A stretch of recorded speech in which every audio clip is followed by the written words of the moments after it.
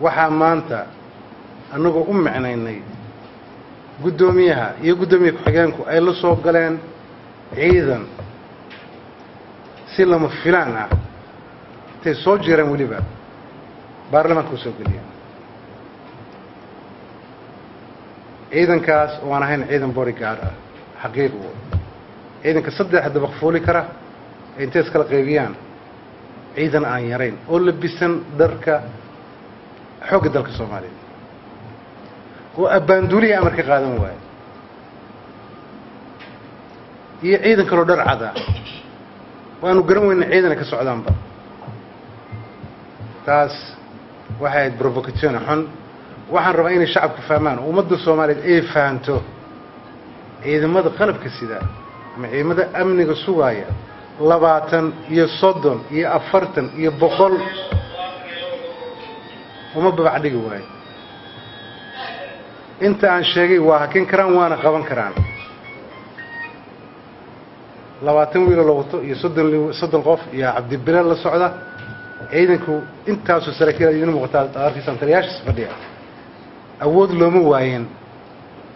in la xabadeeyo laakiin yey dan ugu jirtaa qorshaha Soomaaliya inuu dhinto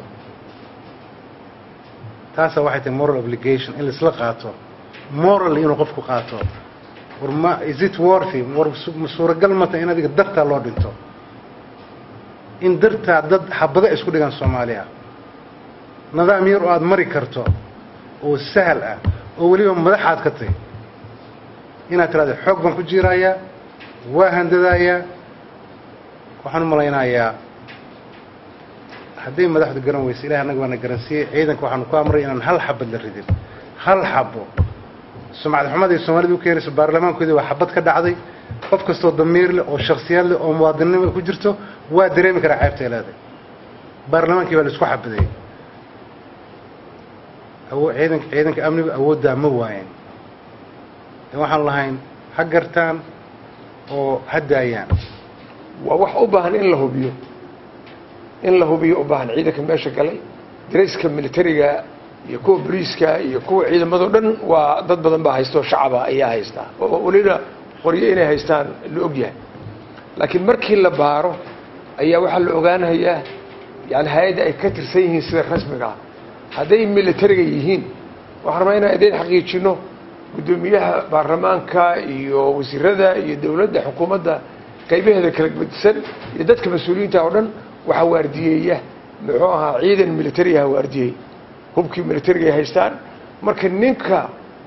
muxuu ahaa haysta ciidan militari haysta hadduu la galo meesha inkastoo la baarahayo hadda sababta u galay marka waxa la ogaa inaan booliis iyo militari iyo qof qori wata inuusan gelin ayaa la ogaa sababta uu la galayna inaysan sharciga waafaqsanayn waa la sheegay laakiin ciddii fududaysay ilaa waxaa jiray ciidamo ka kooban ciidamada noocyada kala gedisan ka kooban baa joogay ciddii marka ogolaatay in cid hub haysta ay gasho waa la raadinayaa waana la qabanayaa sharcigana la horkeenayaa marka taasaan rabaa inaan anigu u jawaabo